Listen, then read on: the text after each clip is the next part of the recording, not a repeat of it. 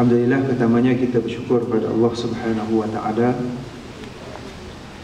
Pada petang ini kita masih lagi dapat bertemu dalam kuliah ilmu zuhur. Pada petang ini, moga-moga pertemuan kita pada petang yang berbahagia ini diberkati oleh Allah Subhanahu wa taala. Bagi mengisi masa yang ada kerana keuzuran ustaz jemputan kita pada petang ini, kita sambung perbincangan dalam bab 32 dalam kitab Riyadhus Salihin yang kita baca petang-petang. Bab fadli dha'fatil muslimin wal fuqara wal khamilin. Bab cerita tentang kelebihan orang-orang yang lemah di kalangan orang Islam, orang-orang yang fakir dan orang-orang yang tidak masyhur, orang-orang yang tidak ternama. Yang pentingnya ialah bila mana seorang itu dia beriman dan dia berikhlas dalam dia beriman kepada Allah Subhanahu wa taala, seseorang itu mempunyai kemuliaan di sisi Allah Subhanahu wa taala.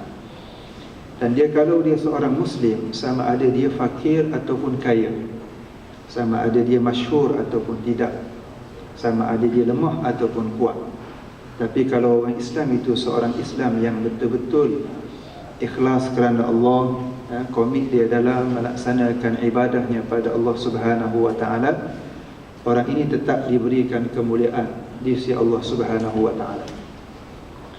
Cuma bab ni nak menceritakan kepada kita bahawasanya kebanyakan orang-orang Islam ni yang mempunyai kelebihan dan kemuliaan yang tinggi di sisi Allah ialah biasanya golongan-golongan yang diuji, kan? Antaranya ialah golongan-golongan yang diuji ialah orang-orang yang diuji dengan kemiskinan.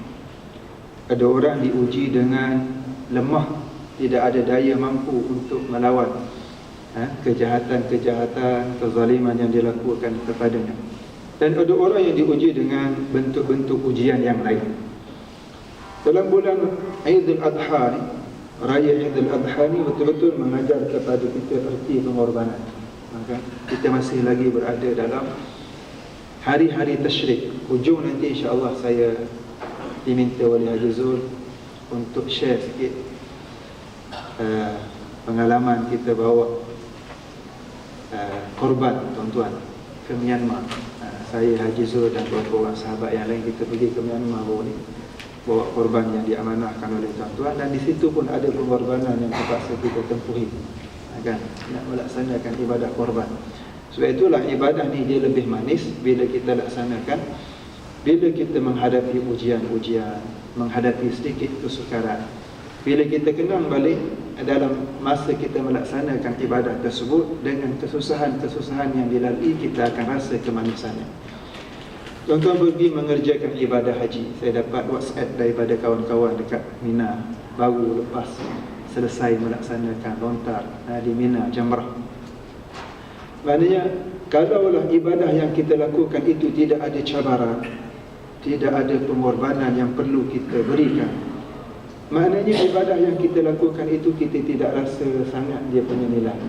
Tapi bila ibadah yang kita lakukan itu penuh dengan perkara-perkara yang menyebabkan kita teringat perkara tersebut, ujian-ujian yang kita hadapi, kesusahan-kesusahan yang kita terpaksa rintangi, kesukaran-kesukaran yang kita berhadapan dengannya, semua ini menyebabkan apa yang kita lakukan itu rasa manis, kan? Bila kita kenang ibadah haji yang kita buat, kita rasa seronok.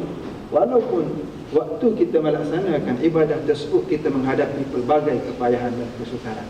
Itulah hikmahnya di sebalik ibadah yang kita lakukan kepada Allah Subhanahu wa taala. Sebelum itu kita baca satu bab, satu hadis dalam bab ni. Hadis ni hadis cerita Nabi sallallahu alaihi wasallam. Salah satu daripada metodologi Nabi nak memberikan kesan dakwahnya kepada para sahabat ialah melalui penceritaan. Cerita yang diceritakan oleh Nabi ialah kisah benar, dan kisah ini berlaku kepada umat-umat yang terdahulu. Banyak kisah-kisah yang terdahulu berlaku, ia akan mengulangi kembali apa yang kita boleh sebut sebagai drama, mungkin, ataupun episod-episod kehidupan. Cumanya orang-orang yang berada dalam drama ataupun episod kehidupan itu sahaja berlainan. contoh sejarah-sejarah yang berlalu, yang berlaku zaman dahulu. Apa tujuan Allah Subhanahu wa taala cerita kisah-kisah ini dalam Quran? Ia bukan sebagai suatu halua telinga ataupun sedap kita mendengar cerita-cerita dalam Al-Quran. Ia tujuannya supaya kita mengambil pengajaran. Mungkin dalam baki-baki kehidupan kita mendatang, kita akan melalui situasi-situasi seperti mana yang pernah dilalui oleh situasi zaman dahulu. Kan? Contohnya hari ini orang duk sibuk tentang LGBT. Dalam Quran Allah Ta'ala dah cerita kisah itu. Maknanya ada umat-umat yang terdahulu yang telah melalui orang panggil gejala-gejala masyarakat yang seperti ini, dan apa tanganan ataupun apakah yang dilakukan oleh Nabi Lut alaihi salam untuk menangani permasalahan-permasalahan yang berlaku. Ini gunanya kisah-kisah yang Allah Subhanahu wa taala sebut dalam Al-Quran, supaya kita mengkaji semula kisah tersebut, mengkaji apa yang dihadapi oleh masyarakat tersebut terhadap apa yang mereka lakukan, sekaligus untuk kita meninggalkan apa yang tak patut kita lakukan, dan kita mesti melakukan apa yang sepatutnya kita lakukan sebagai seorang hamba Allah Subhanahu wa taala. Dalam hadis ini Nabi SAW cerita kepada kita sesuai dengan bab yang kita baca, bab kelebihan orang-orang yang lemah, orang-orang yang miskin, orang-orang yang tak masyhur di kalangan orang Islam ni. وعن أبي هريرة رضي الله تعالى عنه عن النبي صلى الله عليه وسلم قال لم يتكلم في المهد إلا ثلاثة. Hadis diriwayatkan oleh Abi Hurairah radhiyallahu taala anhu daripada Nabi sallallahu alaihi wasallam, katanya tak pernah bercakap waktu masih dalam dukungan seorang bayi itu melainkan 3 orang sahaja, kata Nabi.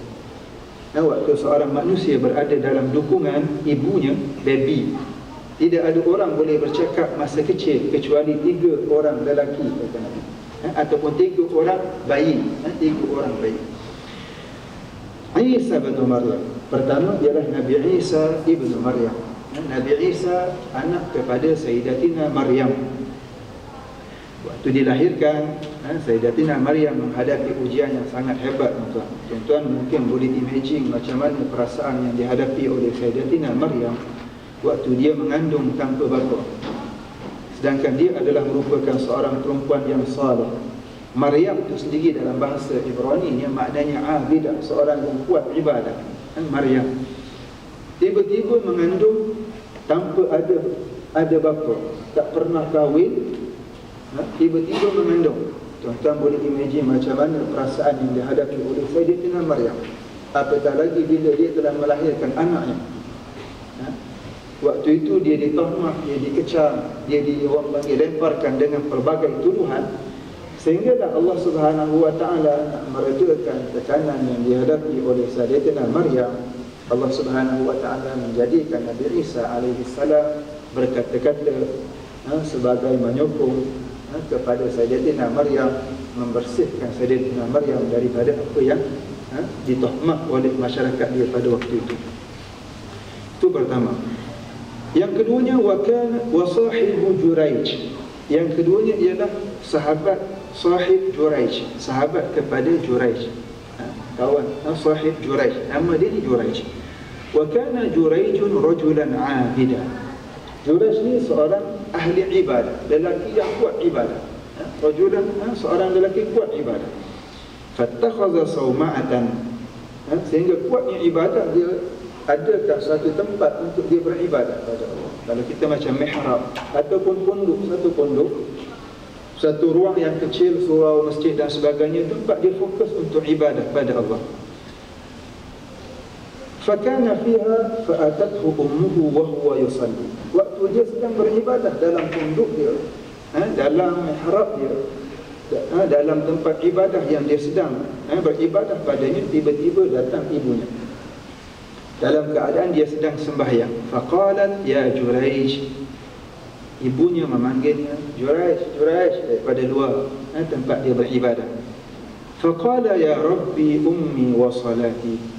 Waktu Juraij sedang sembahyang itu, dalam hatinya berkata-kata, wahai Tuhanku, apakah aku nak menyahut seruan ibuku ataupun nak teruskan salatku? Fa aqbala ala salati. Tiba-tiba Juraij meneruskan sembahyang. tanpa dia menyahut seruan ibunya. Waktu itu dia sedang solat, dia dalam keadaan confused ataupun dilema, sama ada nak jawab panggilan ibunya ataupun nak meneruskan ibadah solatnya yang dia lakukan. Fansarafa, bila dia tidak menyahut, ibunya pun pulang, berlalu pergi pulang ke rumah. Falamma kana min al-ghad atathu wa huwa yusalli. Besoknya ibunya datang lagi tempat ibadat Jurash. Waktu itu Jurash juga sedang sembahyang. Tuan kuat sembahyang Jurash. Datang hari pertama sedang sembahyang, datang hari yang kedua pun sedang sembahyang. Faqalat ya Jurash, ibunya memanggil, wahai Jurash, wahai Jurash, panggil daripada luar tempat sembahyang dia. Faqala ay rabbi ummi wa salati. Jurash berkata-kata lagi dalam hati, wahai Tuhanku, apakah aku nak menyahut seruan ibuku ataupun nak meneruskan salatku? Fa'aqbala ala salati. Akhirnya Jurash ambil keputusan teruskan sembahyang. Dia tak panggil, dia tak jawab panggilan ibu dia. Falamma kana min al-ghad atathu wa huwa yusalli. Faqalat ya Jurash, faqala ay rabbi ummi wa salati. Fa'aqbala ala salati. Hari ketiga ibunya datang lagi. Waktu itu Jurash sedang sembahyang juga. Ibunya panggil, wahai Jurash, daripada luar tempat sembahyang dia. Jurash berkata dalam hatinya, wahai Tuhanku, apakah aku nak menyahut seruan ibuku ataupun nak teruskan sembahyang? Fa'aqbala ala salati. Jurash teruskan sembahyang. Faqala Allahumma la tumithu hatta yanzura ila wujuhil mu'misa. Ibu ni kecewa tak? Hari ketiga datang tak sahut seruan. Ibunya tahu Jurash ada dalam rumah. Akhirnya ibunya angkat tangan ke langit, ya Allah, Engkau jangan matikan anakku ini, melainkan Engkau uji dia di hadapan perempuan-perempuan yang curang ataupun perempuan-perempuan yang jahat. Ibunya berdoa kepada Allah, wahai Allah,